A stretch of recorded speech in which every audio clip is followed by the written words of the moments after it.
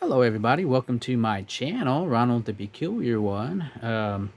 We are going to see what's wrong with this. Now, I might not be able to find out what's wrong with it, but I will definitely take it apart and show you why all or the majority of multimeters do this clicky sound. So I'm going to show you what that switch is either way. It's really neat. But this is what's wrong with it. You watch my videos and follow along. It seems to be working, right? But it does this. Doesn't matter what I do, it does that. So, and it does not work. I mean, it turns on, but it doesn't work because for some reason, because it does that beeping, I can't use it. I can't test the voltages. I cannot do anything. Yeah, it displays stuff, but it won't detect any voltages. So if I use these wires here, it doesn't matter. Like if I test for voltages, it won't even detect the voltage, even though that it did have that display on there. See, if I go to the voltage, say it still won't work. I don't have the wires hooked up, but it doesn't matter because that's how it is. And so I'm going to take it apart, and regardless whether I can fix it or not, I'm going to show you the switch, because I said I was going to show you what the majority of these multimeters, how these switches work. It's quite simple, ingenious, but yet very clever how they did it. Very frustrating though, putting it back together. But I'll show you that regardless in this video. Please subscribe to my channel. I also have a Twitch account. Please go over there if you like playing video games, watching video game content. Go over there to my, it's on my YouTube. It says Twitch, and you click on that. It goes right to my Twitch account. Please subscribe over there to support me as well. I also have tons and tons of different videos to choose from on my YouTube. Okay, let's get started. And again, and it doesn't matter what I push, it does not stop it. So I'm assuming that it's either one of these buttons are stuck, something's a little microchip or something is fried, or it's because if you notice right here, it says it's got a fuse and this one says unfused. So it could be the fuse, but I don't have a replacement fuse. So, but we will test it with this multimeter. I had to have another multimeter to test this multimeter to fix this one. So whether I fix it or not, I will still show you what it looks like in this. Let me go ahead and get this all these screws out here, and I'll get back to you in a second. Okay, here we go. I got all the screws out. There was one there, and of course that one was for the battery cover, and it's AAA batteries. And like I said, if you follow along with my videos, you've already seen some of this already in another video. And of course, one here and one here. And let's see if we can figure out how to pull it open here. And of course, there's wires there. And there is a fuse right here. It doesn't look blown, but there's a chance that that's what it is. I'm kind of hoping that's all it is this fuse. But we will see. And I also got screws in here that I'll have to take out, and I will show you how that switch works, so that you know. Let's kind of go over it. And these are the three where you put the leads, the positives and the negative. And all right, let's test it. Let's test the fuse, see if it's the fuse.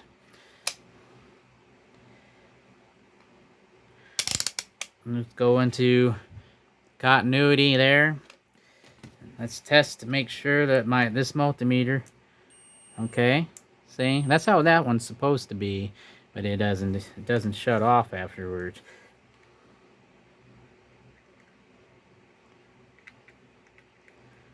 Well, it looks like we got the problem.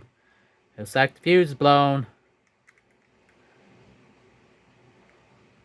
It's supposed to be like this. If it was a there was nothing wrong, it would be it would do this. It would connect to one side or the other, like so. So that's the problem. So if you have a multimeter and it does that beep like I showed in the beginning of the video, chances are it's the fuse.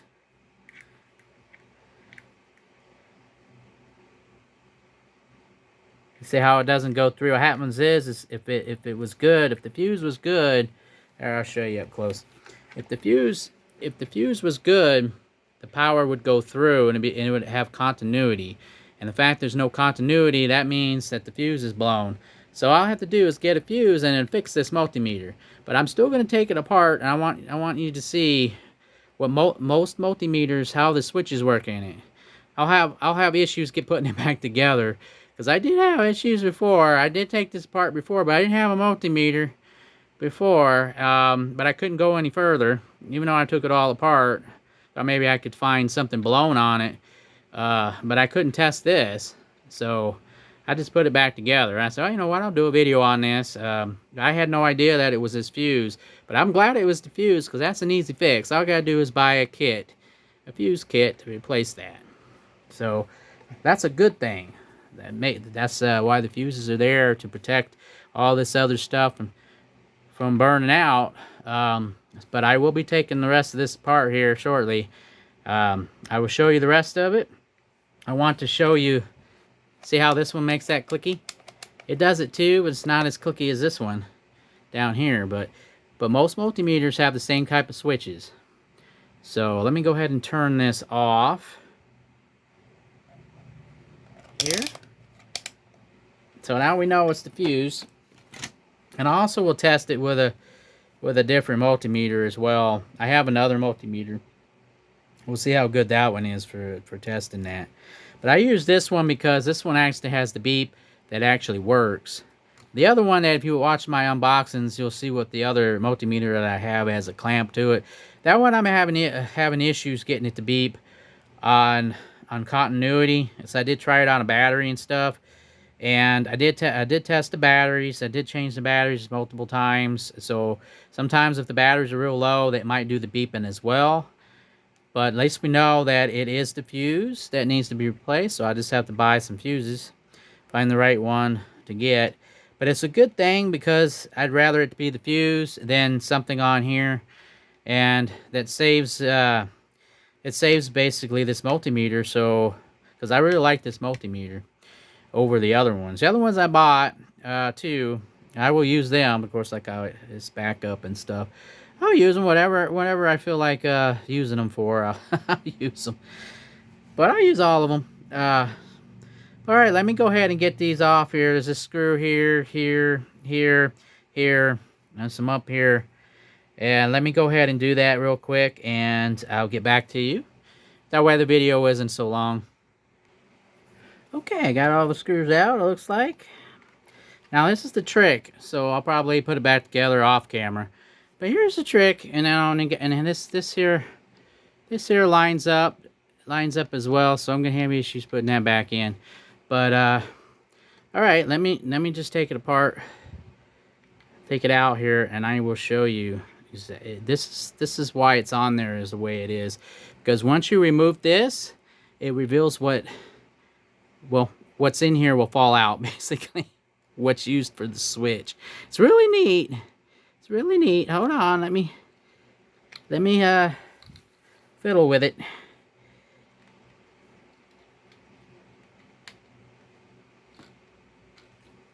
I think I got all the switches.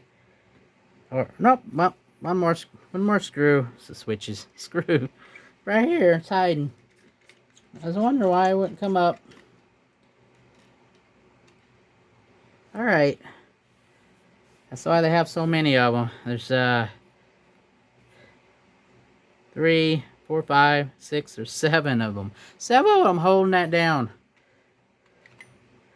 Alright, let me flip it. This is what the switches consist of.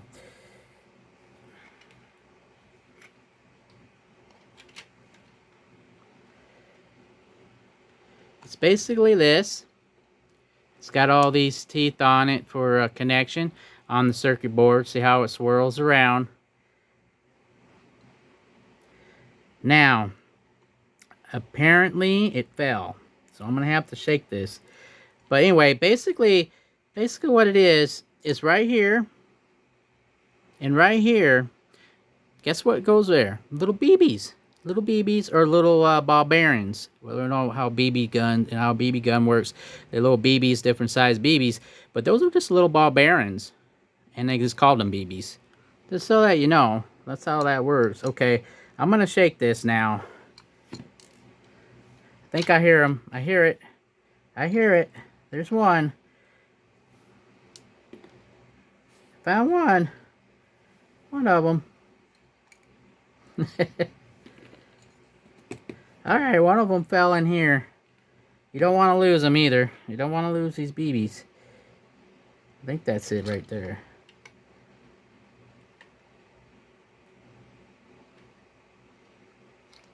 Alright, let me shake it.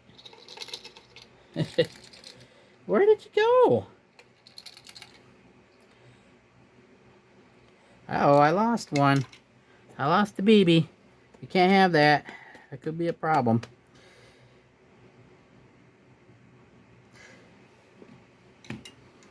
Yeah, I lost the BB. But anyway, here's one of them. And that's what that clicking is. That's what that clicking noise is. They have two of these, one or two of these. I thought sure there was two of them. I think I lost it somewhere, but it's hiding, stuck in there somewhere. But anyway, there's two of these little BBs, or bar bearings. And that's that clicky noise. And it's in there really tight.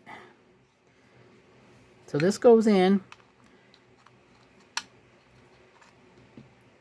Actually, I'll show you. This is the button if it was facing this. If it was facing you, this is what it would be like. And then it had this little ball bearing or little BB, and it's tight in there. And so when it goes by it, it goes click, click, click. That's what it does. That's what it does right there. Okay, I'll show you it again real quick.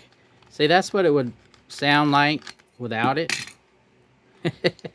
That's what it would sound like without it. It'd just be smooth. And and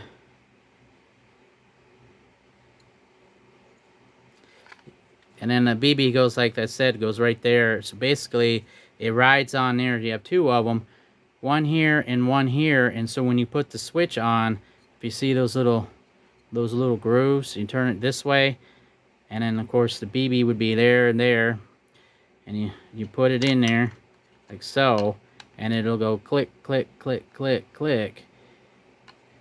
But that's how it is. So I have no idea where that other BB or ball bearing went. There was only one. I thought sure there was two of them. Oh, I found it. I found it. There it is.